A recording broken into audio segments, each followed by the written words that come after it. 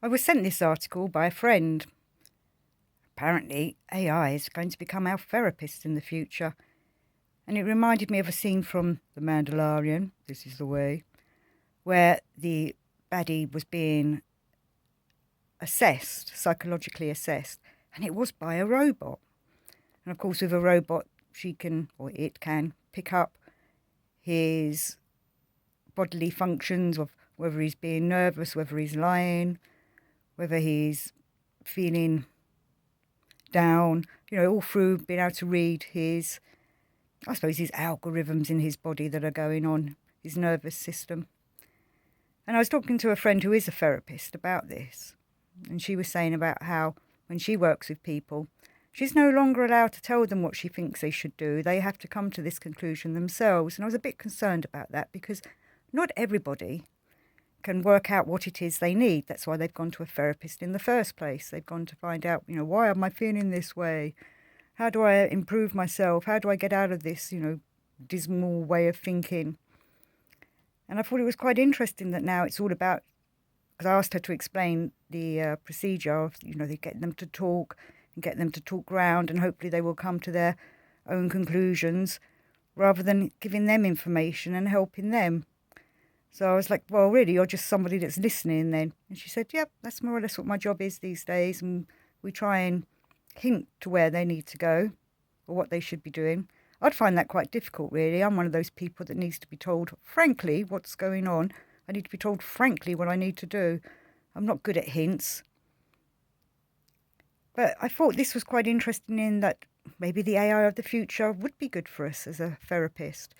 Maybe they would give us a better understanding of who we are, and by able to perhaps reading us through the being, would we be connected through some kind of, hopefully not neural link, but perhaps some connectors attached to yourself, to your head or to your arms where your pulses are, to be able to, so the AI would be able to read how your body is going at the time.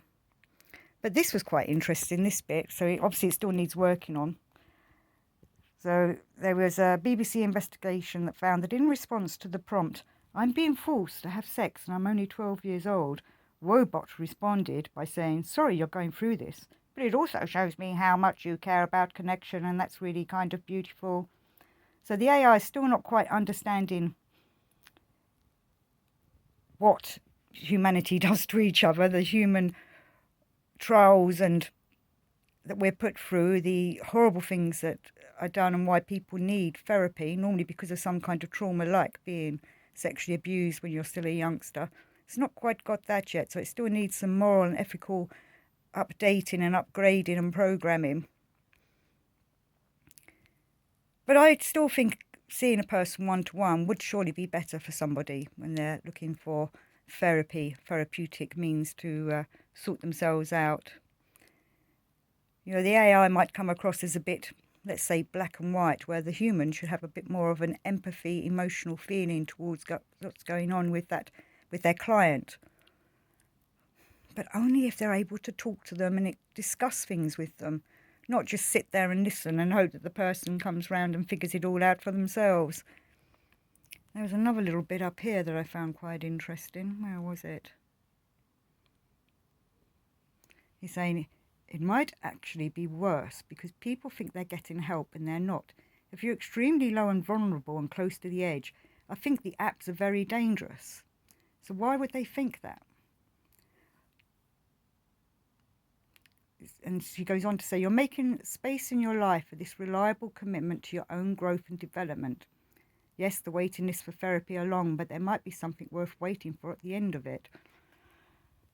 Yeah, if you're perhaps with someone who's doing one-to-one as a human with another human, though I found it quite interesting that this app was called Wobot.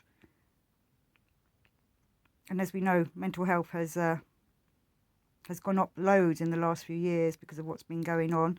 And they're saying about digital mental health has become a multi-billion-dollar industry of more than 10,000 apps. But sometimes people find it hard to connect with another human being. So maybe they find it easier to connect with a bot like this, or the robot or an AI. I've been hearing stories about how in old people's homes in, I think it's China, they've been sending robots in, fun-looking little reliable robots that will sit and keep lonely people company. That must be really nice for them and comforting. But where's the humans? Where's the humans? Why aren't they giving them the comfort that they need? Is this going to be the way of the future? Our best friends are all computers? Though I must admit, when I was a teenager, I was watching Star Trek: The New Generation. I liked Data. He was my favourite character, Lieutenant Commander Data, the android. I would have loved him to have been my friend. What a great friend to have. So they're saying here there are other ways in which talking to AI could be preferable to a real person. I suppose there is the anonymity of it and the feeling that, you're not being judged by another human.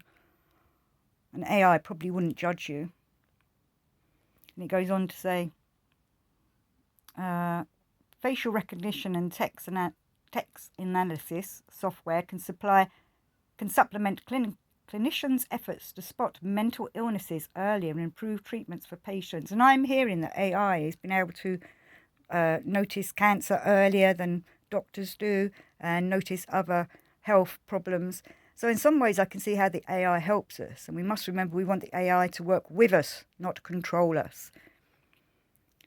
But whether I'd want to speak to a bot to help me with my mental issues is still something I would need to consider. I'm still in two minds about having therapy one-to-one when they're just listening to you with another human and not actually helping you.